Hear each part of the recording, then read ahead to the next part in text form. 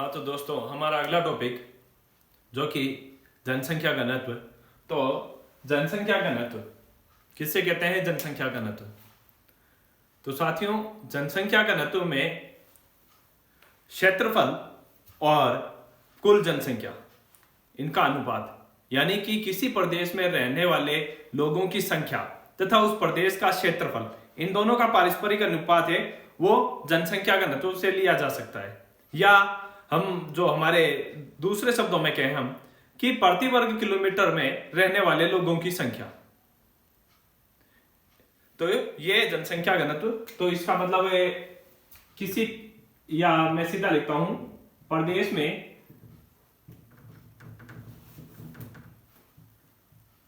रहने वाले लोगों की संख्या व प्रदेश का क्षेत्रफल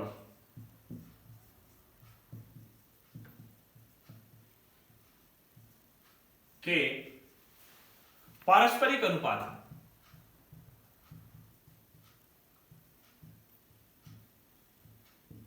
ठीक है, तो इसे हम क्या कहेंगे? जनसंख्या घनत्व। और ये प्रति वर्ग किलोमीटर में रहने वाले लोगों की संख्या से लिया जा सकता है। इसके अलावा जनसंख्या घनत्व को ज्ञात करने की कुछ विधियां हैं। तो सबसे पहले या घनत्व के तरीके, जैसे गणितीय घनत्व।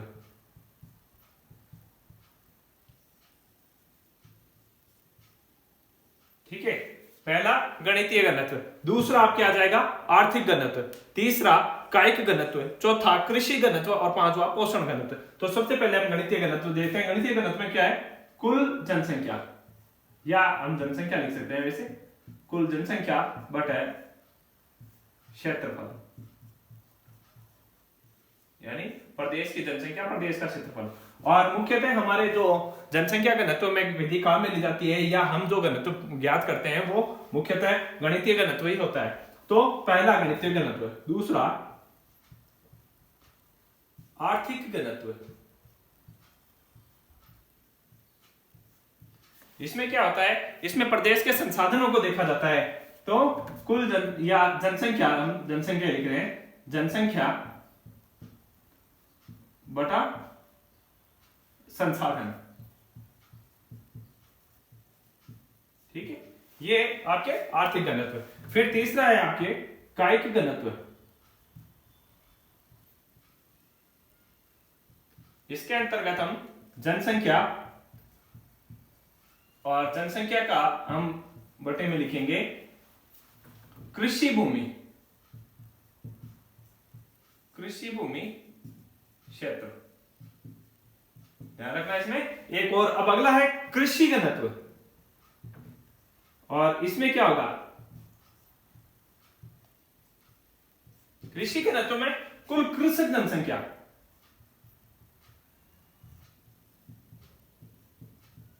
इसमें कृषकों को मुख्यतः लिया जाता है, बट कृषि भूमि क्षेत्रफल।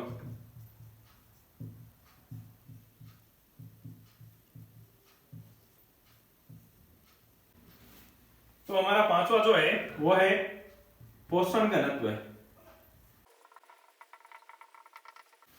तो इसके अंतर्गत हम देखते हैं जनसंख्या बटे भोज्य फसलों का क्षेत्रफल, यानी जो भोज्य फसलें हैं उनका क्षेत्रफल कितना, और जनसंख्या, तो ये पोषण घनत्व। और अब इसके अंतर्गत हम देखते हैं, अधिकतर हम जो प्रयोग करते हैं वो गणितीय विधि। और गणितीय विधि के अंतर्गत जो मुख्यतः हम देखें तो इसमें यह होता है कि क्षेत्रफल लिया जाता है और वर्ग किलोमीटर के आधार पर, और इसके अलावा कुल जनसंख्या। मान लीजिए किसी क्षेत्र की जनसंख्या जो कि 1500 है, ठीक है, या 1.5 लाख ले लेते हैं कि क्षेत्र की जनसंख्या 1.5 लाख है और 100 वर्ग किलोमीटर का क्षेत्रफल है। तो 100 वर्ग किलोमीटर क्षेत्रफल है और जनसंख्या है 1.5 लाख। तो इसको हम इस प्रकार ज्ञात करेंगे, 1.5 लाख जो हमारी जनसंख्या वो लिखी हमने, और नीचे कुल जनसंख्या बटे क्षेत्रफल हमारा 100 वर्ग किलोमीटर। तो इसका भाग देंगे तो अब ये आएगा, तो से 0 कट गया, 150 व्यक्ति प्रति वर्ग किमी। ठीक है, तो 150 व्यक्ति प्रति वर्ग किलोमीटर। तो इस प्रकार हम जनसंख्या घनत्व को ज्ञात करते हैं।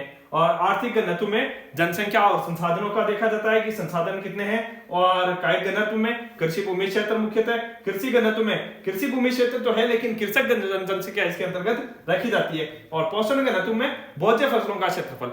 तो ये हमारा जनसंख्या घनत्व। अब हमारा अगला जो टॉपिक है वो रहेगा कि भाई जनसंख्या को या जनसंख्या वितरण को प्रभावित करने वाले कारक। ठीक है,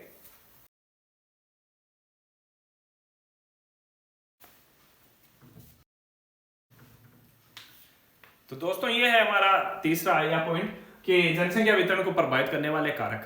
तो दोस्तों अगर हम जनसंख्या वितरण की बात करते हैं तो देखें तो विश्व जनसंख्या ब्यूरो वाशिंगटन इनकी रिपोर्ट के अनुसार 2015 में विश्व में 47 व्यक्ति प्रति वर्ग किलोमीटर जनसंख्या घनत्व, यानी 2015 की जो रिपोर्ट है उसके अनुसार कि विश्व का प्रति व्यक्ति वर्ग किलोमीटर अगर हम जनसंख्या घनत्व देखें तो विश्व का जनसंख्या घनत्व 47 व्यक्ति प्रति वर्ग किलोमीटर। तो ये इसके अलावा अलग अलग महाद्वीपों में जनसंख्या घनत्व अलग अलग है। सबसे पहले लेते हैं एशिया महाद्वीप। एशिया महाद्वीप में जनसंख्या घनत्व है कितना है 116 व्यक्ति वर्ग केम, ठीक है, प्रति वर्ग किलोमीटर। इसके बाद में अब यूरोप महाद्वीप। यूरोप महाद्वीप में जनसंख्या घनत्व है 32 व्यक्ति प्रति वर्ग केम। और उसके बाद में अफ्रीका महाद्वीप में 27 व्यक्ति प्रति वर्ग केम। और इसके बाद में हम देखते हैं उत्तरी अमेरिका।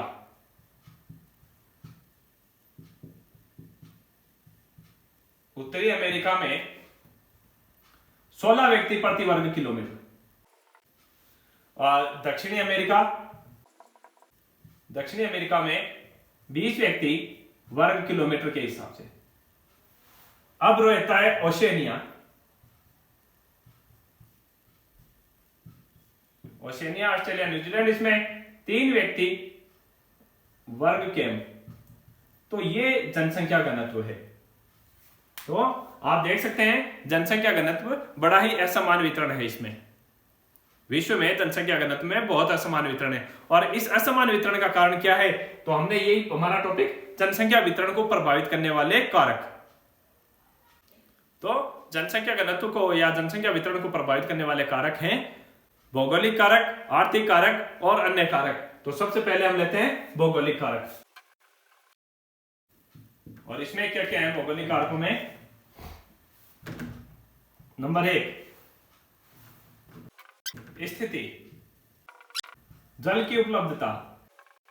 नंबर 3 भू आकृति। नंबर 4 जलवायु। तो विश्व की जनसंख्या या जनसंख्या वितरण को प्रभावित करने वाले कारकों में सबसे पहले भौगोलिक कारक, जिसमें स्थिति, जल की उपलब्धता, भू आकृति और जलवायु। स्थिति, तो लोग कैसी जगहों में रहना पसंद करते हैं? शीतोष्ण कटिबंधीय। दूसरा जल की उपलब्धता, तो लोग वहां रहना चाहेंगे जहां जल आसानी से उपलब्ध हो। इसके अलावा भू आकृति, तो भू आकृति के अंतर्गत हम देख सकते हैं कि लोग, आपने पढ़ा होगा गंगा के मैदान, है ना, गंगा का मैदानी क्षेत्र अधिक घना बसा हुआ क्षेत्रों में से एक है, गंगा का मैदानी क्षेत्र।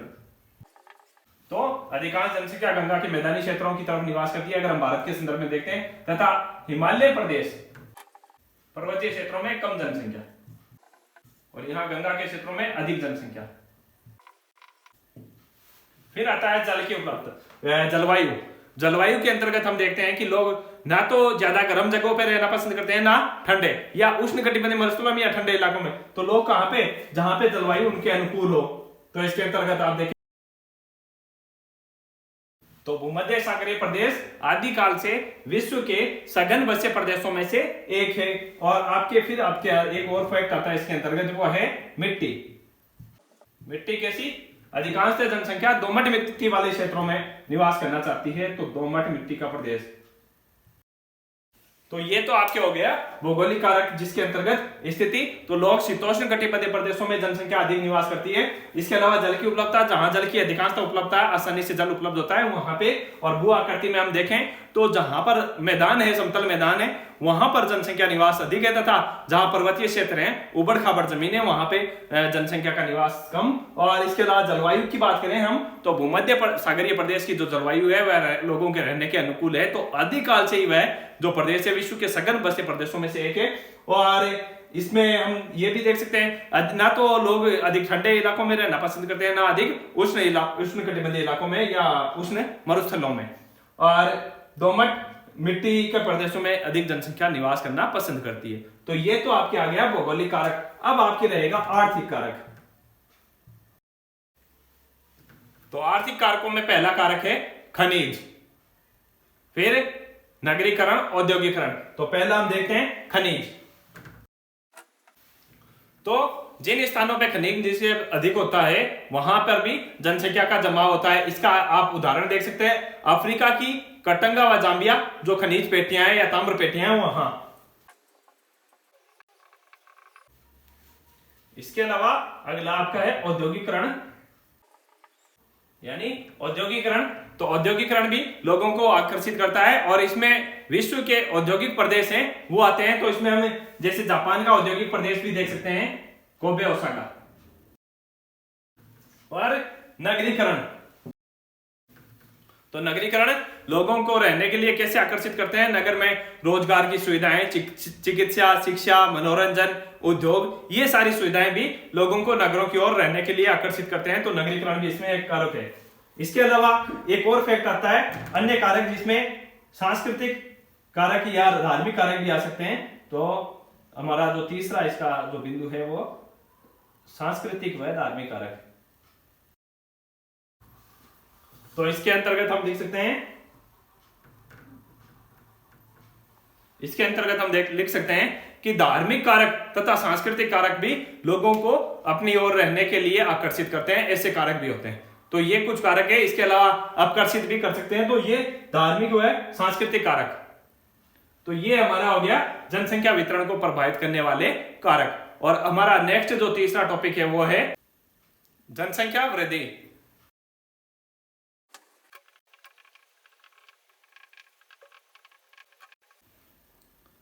तो साथियों, ये हमारा तीसरा पॉइंट जनसंख्या वृद्धि। और जनसंख्या वृद्धि किसे कहते हैं? सबसे पहले हमारा टॉपिक, आप लोग जितने भी बच्चे हैं या जो भी स्टूडेंट हैं देखने वाले, करीब करीब यही सोचते हैं जनसंख्या वृद्धि में जनसंख्या की बढ़ोतरी को देखा जाता है, जबकि ये नहीं है। जनसंख्या वृद्धि के अंतर्गत मुख्यतः जनसंख्या में होने वाले परिवर्तन को, तो इसका जो बात है इसकी जो कि ये क्या है, तो एक निश्चित समय अंतराल में, तो एक निश्चित समय अंतराल में किसी प्रदेश की जनसंख्या में होने वाला परिवर्तन, तो ये परिवर्तन धनात्मक भी हो सकता है और ऋणात्मक भी, तो क्या कहलाता है? जनसंख्या वृद्धि कहलाता है।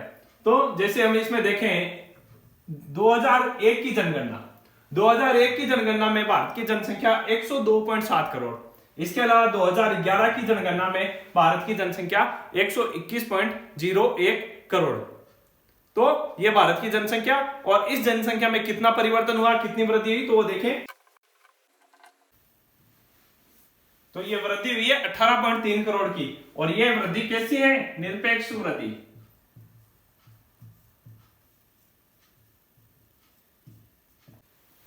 तो 18.3 करोड़ की ये हुई आपके निरपेक्ष वृद्धि। और इसके अलावा अगर हम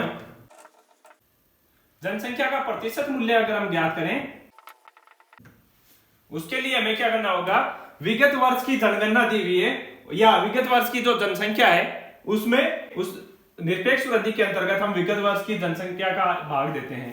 तो कैसे देखें आप, और भाग देने के पश्चात हम उसको 100 से गुणा करते हैं, तो हमारी जो जनसंख्या का प्रतिशत मूल्य है वो आ जाएगा। तो इसमें देखें कितना, तो इस प्रकार हम देख सकते हैं विगत 10 वर्षों में जो जनसंख्या में वृद्धि हुई है वो ये है। विगत 10 वर्षों में जनसंख्या वृद्धि हुई है। और अगर हम प्रतिवर्ष के हिसाब से देखें तो इसमें हम क्या करेंगे? तो इसमें हम 10 वर्षों का भाग दे देंगे। 17 जो हमारी निरपेक्ष वृद्धि यही है, जनसंख्या का जो प्रतिशत मूल्य है ये हमारी निरपेक्ष वृद्धि, ये गत वर्ष की जनगणना, ठीक है। इसको हम भाग जो निरपेक्ष वृद्धि को गत वर्ष की जनगणना में भाग देने पे जो हमारा आंसर आ रहा है उसको हम क्या करते हैं 100 से गुणा करते हैं, तो ये आ गया प्रतिशत में। और इस प्रतिशत को हम प्रतिवर्ष के हिसाब से देखें तो प्रतिवर्ष में हम क्या करेंगे, हमने जो 10 वर्षों की जनगणना की थी तो 10 वर्षों में हम इसमें सीधा हम 10 का भाग दे देंगे और प्रतिवर्ष यानी 1.781 जो है प्रतिशत के हिसाब से जो जनगणना, और इसको हम यूं भी लिख सकते हैं 1.78 प्रतिशत प्रतिवर्ष। तो साथियों यह है जनसंख्या वृद्धि एक निश्चित समय अंतराल में किसी प्रदेश की जनसंख्या में, प्रदेश भी निश्चित प्रदेश की जनसंख्या में जो होने वाला परिवर्तन है उसको हम या परिवर्तन को क्या कहते हैं, हम जनसंख्या वृद्धि कहते हैं। और ये परिवर्तन जो है धनात्मक व ऋणात्मक कैसा भी हो सकता है। तो इसके कुछ बातें हैं, कुछ फैक्ट हैं, वो हम देखते हैं अब। तो इसमें सबसे पहले हम देखें 1650 से 1750 का जो काल आता है इसके अंतर्गत। तो 1650 से 1750 में क्या क्या हुआ, तो इसके अंतर्गत सबसे पहले 1650 से 1750 इस दौरान एशिया व यूरोप में इन दोनों महाद्वीपों में साधारण जनसंख्या वृद्धि होती है तथा अफ्रीका में कमी आती है। फिर नेक्स्ट है हमारा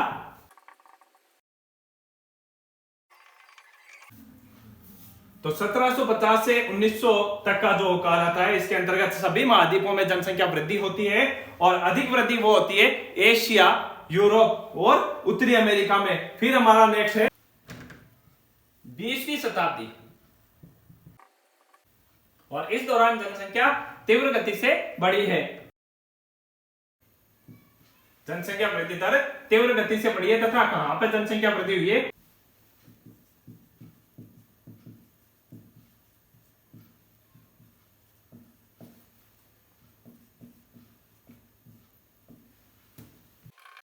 सर्वाधिक अमेरिका व एशिया में।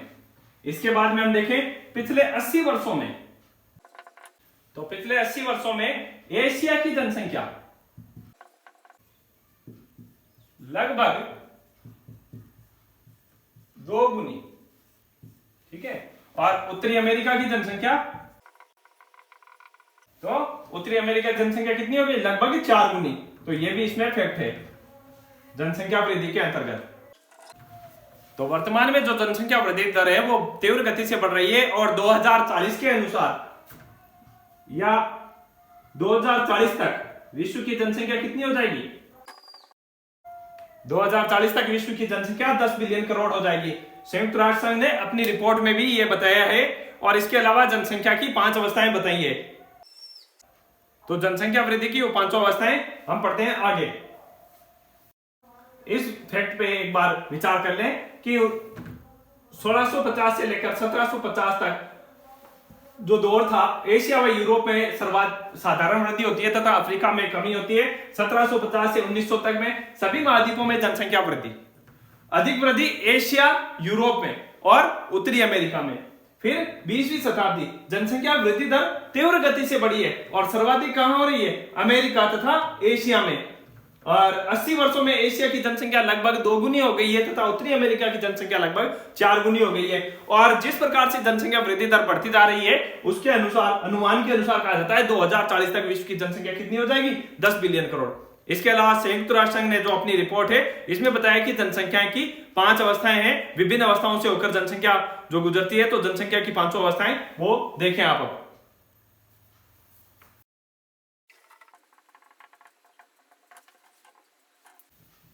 तो इसके अंतर्गत सबसे पहले है उच्च जन्म दर व उच्च मृत्यु दर। और इसमें सबसे जो हम बात करें तो कौन से देश आते हैं, अविकसित देश, विकसित देश जिनमें जीवन निर्वाह कृषि या आदिमकालीन तरीके से कृषि होती है। तो इसमें हम लिख सकते हैं यहाँ पे, और इसमें मुख्यतः अफ्रीका के देश आते हैं। तो अफ्रीका के कौन कौन से देश हैं देखें,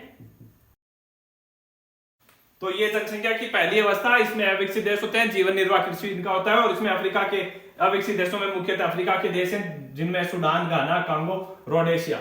और फिर है आपके अगला दूसरी अवस्था में उच्च जन्म दर और मृत्यु दर भी उच्च परंतु कुछ गिरती हुई। और इसमें कौन से देश आते हैं देखें, तो इसमें उत्तरी अमेरिका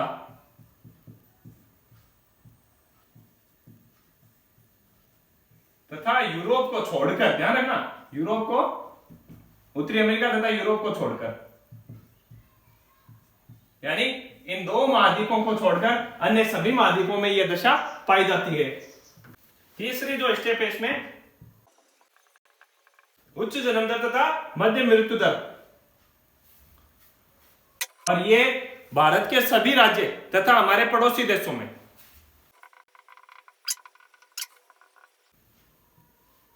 नेपाल, पाकिस्तान, अफगानिस्तान तथा भारत के सभी राज्य। और चौथी जो दशा है वो है,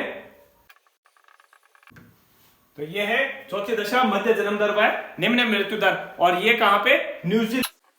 न्यूजीलैंड, चिली, ऑस्ट्रेलिया, अर्जेंटीना, संयुक्त राज्य अमेरिका, चीन, थाईलैंड और हमारा पड़ोसी बांग्लादेश इसके अंतर्गत आते हैं।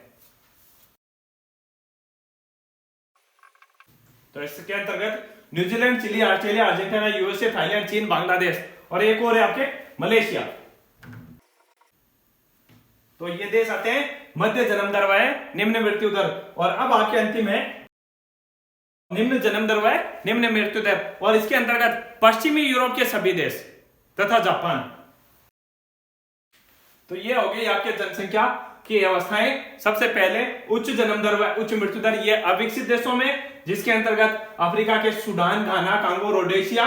और दूसरा है उच्च जन्म दर मृत्यु दर उच्च परंतु गिरती हुई, इसके अंतर्गत है उत्तरी अमेरिका, यूरोप को छोड़कर, उत्तरी अमेरिका, यूरोप को छोड़कर सारे के सारे महाद्वीप इसके अंतर्गत आते हैं। फिर है उच्च जन्म दर व मध्य मृत्यु दर, ये भारत के सभी राज्यों में ही है। अधिकांश होता क्या है, जन्म दर तो उच्च रहती है लेकिन चिकित्सा स्वास्थ्य सेवाओं के कारण जो मृत्यु दर है वो कम हो जाती है, तो अधिक नहीं रहकर वो मध्य हो जाती है। और ये भारत के सभी राज्य, इसके अलावा नेपाल, पाकिस्तान, अफगानिस्तान में। और फिर चौथा है मध्य जन्म दर व निम्न मृत्यु दर। इसमें इन देशों ने क्या किया, इन्होंने अपनी जो जन्म दर है इस पे रोक लगाई इस वजह से, और मृत्यु दर निम्न होने का कारण है चिकित्सा स्वास्थ्य सेवाएं। तो New Zealand, Chile, Australia, Argentina, USA, Thailand, चीन, बांग्लादेश और मलेशिया। फिर है निम्न जन्म दर और निम्न मृत्यु दर, और ये है पश्चिमी यूरोप के सभी देश और इसके अलावा जापान। तो ये आपका टॉपिक जनसंख्या वृद्धि। अब हमारा नेक्स्ट जो टॉपिक रहेगा वो है जनसंख्या परिवर्तन के घटक।